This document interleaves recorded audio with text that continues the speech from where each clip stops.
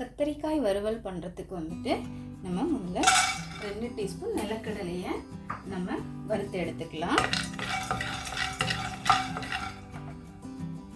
பாருங்கள், நமக்கு வந்து நிலக்கடலை வறுபட்டுருச்சு. இப்போ இதை வந்து நம்ம மிக்ஸி ஜாரில் போட்டு நல்லா பொடிச்சு எடுத்துக்கலாம். இப்போ வந்து நம்ம இந்த இரும்பு சட்டியில் வந்து 2 டேபிள் ஸ்பூன் ஆயில் சேர்த்தாச்சு. பாருங்கள், நமக்கு இப்போ வந்து எண்ணெய் சூடாயிடுச்சு. இப்போ இதில் வந்து நம்ம 1/2 டீஸ்பூன் சீரகம் சேர்த்துக்கலாம். அடுத்து கருவேப்பிலை, அடுத்து பூண்டு,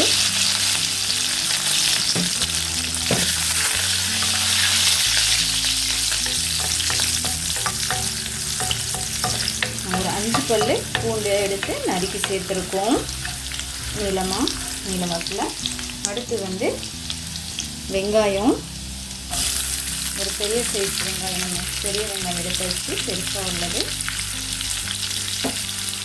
நல்லா பொடி பொடியாக கட் பண்ணி சேர்த்துக்கோங்க.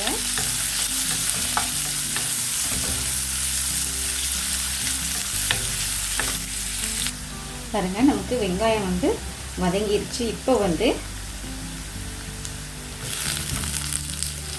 1/2 கிலோ கத்திரிக்காவை நீல வாக்கில் கட் பண்ணி வச்சுருக்கோம். இதையும் சேர்த்துக்கலாம்.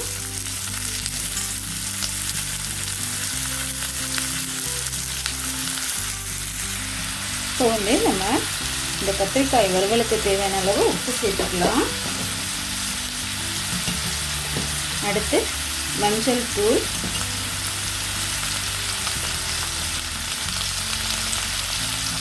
அடுத்து மிளகாய் தூள் நான் வந்து 2 டீஸ்பூன் சேர்க்குறேங்க. நீங்கள் உங்கள் காரத்துக்கு தகுந்த மாதிரி சேர்த்துக்கோங்க.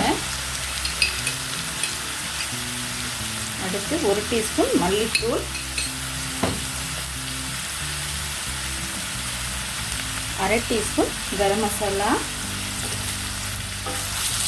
இப்போ இதை வந்து நம்ம இந்த எண்ணெயிலே நல்லா வதக்கிக்கலாம். ஒரு 2 நிமிஷத்துக்கு நல்லா வதக்கிக்கோங்க.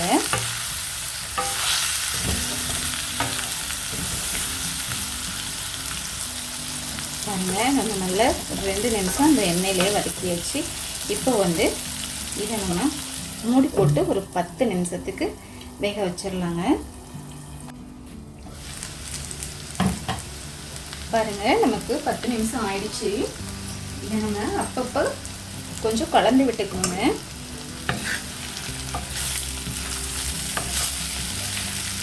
பாருங்கள், நல்லா கத்திரிக்காயெலாம் நல்லா வெந்துருச்சு. இன்னும் கொஞ்சம் கலர் மாறும் நமக்கு.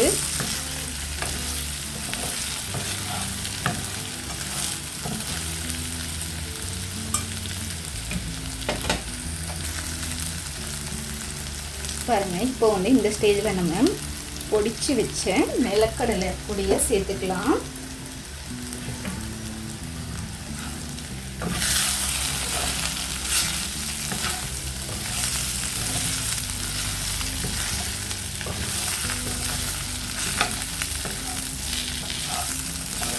இதை சேர்த்து ஒரு 2 நிமிஷம் மட்டும் நம்ம கிண்டிக்கலாம். பாருங்க, அவ்வளோதான். ரொம்பவே சூப்பரான கத்திரிக்காய் வறுவல் ரெடி. இந்த கத்திரிக்காய் வறுவல் நம்ம ரசம் சாதம், தயிர் சாதத்தோடலாம் ரொம்பவே சூப்பராக இருக்குங்க. கண்டிப்பாக இதை ட்ரை பண்ணி பாருங்கள்.